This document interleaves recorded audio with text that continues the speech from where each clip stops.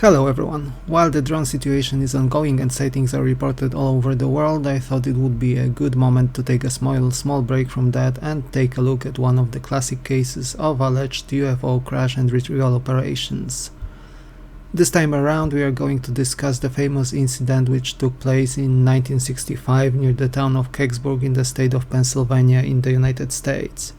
It was the 9th of December 1965 and people in Ontario, Canada as well as in 6 states in the USA started reporting a luminous object resembling a bright, brilliant fireball descending from the sky. Initially thought to be a falling meteor, the object passed over Detroit in Michigan and Windsor in Ontario on the Canadian side of the border and kept dropping hot metal debris over the states of Michigan and northern Ohio, resulting in localized grass fires. It also caused the sonic boom phenomenon heard over Pittsburgh, one of the biggest cities in Pennsylvania.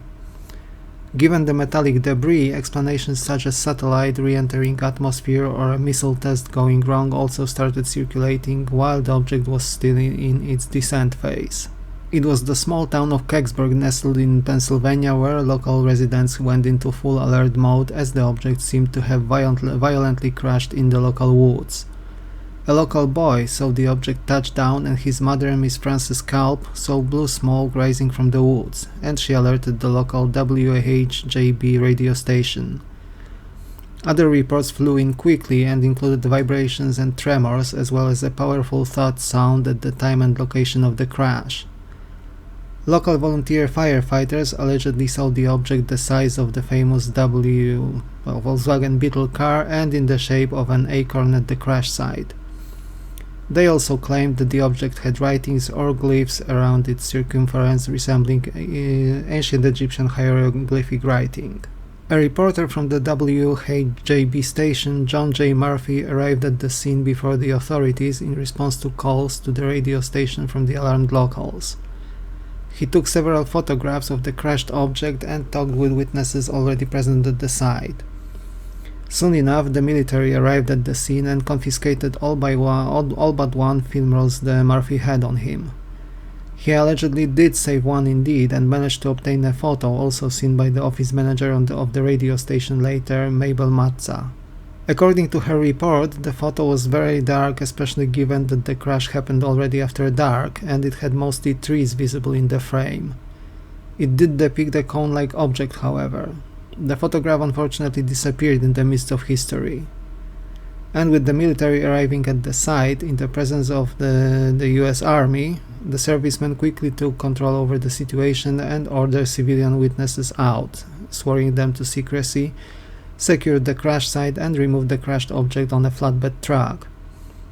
They also allegedly searched the woods and, at least according to the official reports, have seen nothing there. The locals present at the site were sworn to secrecy, as we have already told. Meanwhile, the event was quickly sold to the public as a natural phenomenon. William P. Biddleman, an astronomer from the University of Michigan, suggested that the object was a mid-sized meteor in line with the initial sightings of the object. Other explanations include Russian space probe Cosmos 96, intended for a Venus flyby which failed still within Earth's atmosphere and eventually crashed, or a GE Mark II re-entry vehicle launched from the Johnson Atoll in the Pacific Ocean 2 days prior by the US Air Force as a spy satellite, or another version of the spy satellite explanation, this time including an object dubbed KH-481027, launched from Vandenberg Air Force Base, the site currently under the control of the US Space Force. In 2005, NASA released a statement indicating that the debris collected from the crash site was the remnants of a Soviet satellite which re-entered the Earth's atmosphere. But this report was later challenged on the grounds that NASA could not have any documents confirming this, as those would have been lost by the time. The locals, however, kept on believing that an actual UFO crashed in the woods near the town. Moreover, the reports from the night of the crash routed the incident as a prominent example of a UFO crash and retrieval event in the wider public awareness. The Kecksburg event itself was the subject of one episode of the Unsolved Mysteries series run by the NBC TV station in 1990, further propelling the incident into popularity. The probe used to depict the acorn-shaped crashed object in the TV show was later brought over to Kecksburg, where it resides to this very day near the local fire station. As you can see in the screen, it sports a representation of the alleged glyphs observed by the firefighters back on the December 9th in 1965. And what do you think, dear viewers? Was the Kecksburg incident an actual UFO crash and retrieval operation in 1960s? Let me know in the comment section down below. As the holiday season approaches, I am most likely going to slow the pace down a little, and unless we are facing a new wave of drone or UAP sightings, the next video will be posted the next weekend. In the meantime, I hope everyone has a happy and enjoyable holiday time. Stay safe, stay warm, keep looking up, and who knows, maybe we happen to see more than Santa traversing the skies this week. Take care and see you soon.